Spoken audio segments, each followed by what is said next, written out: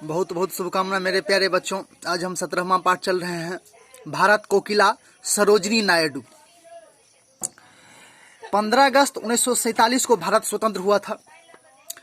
स्वतंत्रता प्राप्त करने के लिए पुरुषों के साथ महिलाओं ने भी कंधे से कंधे मिलाकर संघर्ष किया। झांसी की रानी लक्ष्मीबाई ने अंग्रेजों से युद्ध में लड़ा। अनेक महिलाओं ने अहिंसा का रास्ता अपनाते हुए अंग्रेजों के अत्याचार सहे। उन्हीं महिलाओं में सरोजिनी नायडू का नाम भी सम्मिलित है।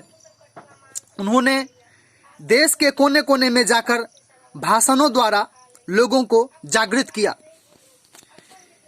उनका जन्म 13 फरवरी 1879 को बंगाल के ब्रह्मनगर नामक गांव में हुआ था। उनके पिता का नाम अधोरनाथ चट्टोपाध्याय था। वे बांग्ला, संस्कृत, फ्रेंच, रूसी, जर्मन और अंग्रेजी भाषाओं के ज्ञाता थे। वे बंगाल से हैदराबाद आए।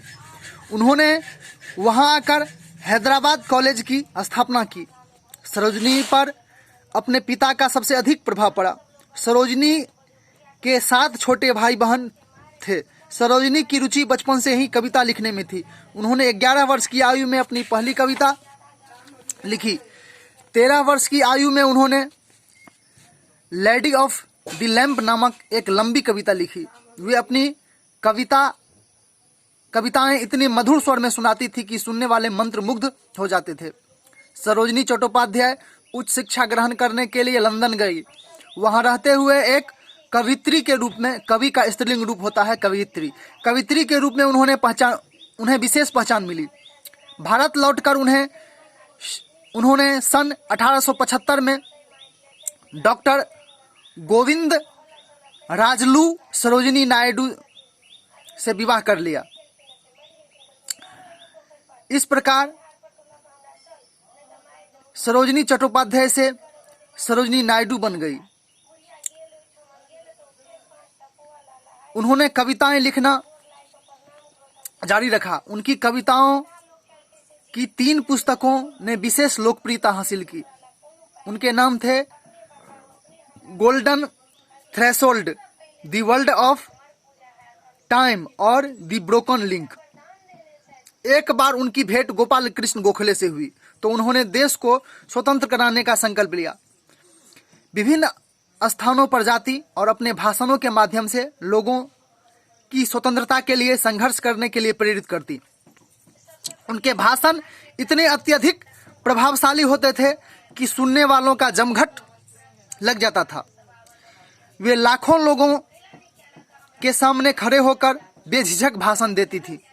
महात्मा गांधी के संपर्क में आने के बाद तो उन्होंने स्वयं को पूरी तरह से राष्ट्र के सेवा के कार्यों में समर्पित कर दिया। महात्मा गांधी के साथ साथ जवाहरलाल नेहरू तथा देश के अन्य बड़े नेता उनकी भाषण कला के प्रशंसक थे। उनके मधुर स्वर में कविता पाठ करने और प्रभावशाली ढंग से भाषण देने के कारण ही उन्हें भारत कोकिला की संज्ञा दी गई। वे कानपुर में रहते हुए कांग्रेस अधिवेशन की अध्यक्ष चुनी गई। उन्होंने महिला समाज की स्थिति को सुधारने के लिए अनेक सुधारात्मक कार्य किए। उन्होंने विदेश यात्राएं की और विदेशियों को अंग्रेजों द्वारा भारतीयों पर किए जाने वाले अत्याचारों से परिचित कराया। उन्होंने महात्मा गांधी द्वारा संचालित नमक आंदोलन में बढ़ चढ़कर भाग लिया। अंग्रेजों द्वारा गिरफ्तार कर लिया गया। उन्होंने महात्मा गांधी के साथ इंग्लैंड में गोलमेज सम्मेलन में भी भाग लिया। स्वतंत्रता प्राप्ति के उपरांत उन्हें उत्तर प्रदेश के राज्यपाल के पद पर नियुक्त किया गया। इससे न केवल उनके बल्कि भारतीय महिलाओं के सम्मान में 4 चांद लग गए। 4 चांद लगना मतलब मुहावरा है, इसका अर्थ हुआ सुंदरता को और बढ़ा देना, शोभा को और बढ़ा देना। 2 मार्च 1949 को उनका निधन हो गया।